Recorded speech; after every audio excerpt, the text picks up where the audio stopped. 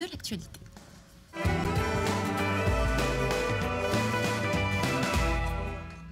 Durant quelques minutes ce matin, l'astronaute Thomas Pesquet a survolé la France. L'occasion pour des lycéens thionvillois de s'entretenir avec lui.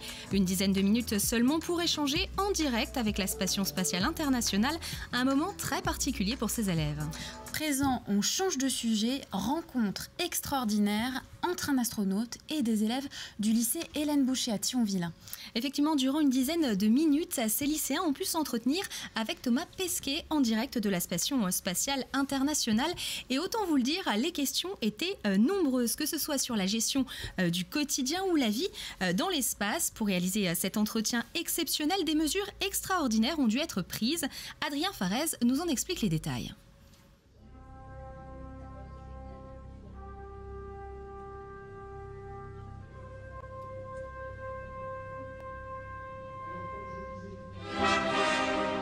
Le stress est grand pour ces membres du club de radio amateur et pour les élèves du lycée Hélène Boucher de Thionville.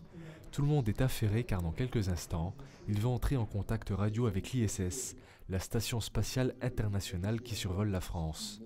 Objectif, dialoguer avec Thomas Pesquet en personne, un événement qu'ils préparent tous depuis un an. Bonjour, ici Gaëtan. Comment la station ISS et vous-même est affectée par une éruption solaire?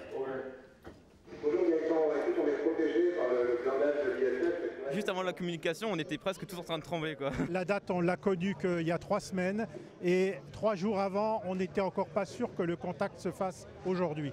L'objectif de la liaison, c'est avant tout une prouesse technique déjà, c'est-à-dire de contacter la Station spatiale internationale qui est donc dans l'espace. Et aussi, oui, ça, c'est montrer le radioamateurisme à d'autres personnes, montrer que quand on travaille pour faire quelque chose, on y arrive, etc. Et qu'il ne faut pas se laisser abattre en fait par la complexité des choses. Mais ne communique pas avec Thomas Pesquet qui veut. Pour rendre la chose possible, le lycée a dû s'allier au Radio Club de Thionville et à la municipalité afin de présenter un dossier au groupe ARIS, qui offre la possibilité de communiquer par radio avec l'ISS. Les élèves ont même dû obtenir une licence de radio amateur avant de passer le bac. De quoi susciter des vocations et la fierté de leurs professeurs. Je leur souhaite vraiment tous de réussir brillamment et puis surtout pas prendre la grossette, comme je dis toujours, parce que c'est avec ces beaux projets-là qu'on a envie après, pourquoi pas, soi-même de retransmettre cette même flamme à d'autres personnes. En regardant derrière ce qu'on avait fait avant et ce qu'on fait maintenant, on se dit qu'on peut encore toujours faire mieux et toujours aller encore plus loin et ça fait rêver, quoi. Si à l'origine la communication devait présenter un retour vidéo, le matériel audiovisuel de l'ISS n'est pas disponible aujourd'hui. Peu importe, rien ne peut perturber l'enthousiasme des lycéens. Il nous a répondu de façon claire et il était vraiment content de parler avec nous, donc j'ai une bonne image de lui, c'est vraiment quelqu'un d'exceptionnel.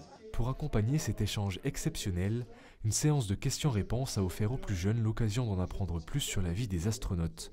Une expérience unique qui prend place pour la première fois dans le Grand Est.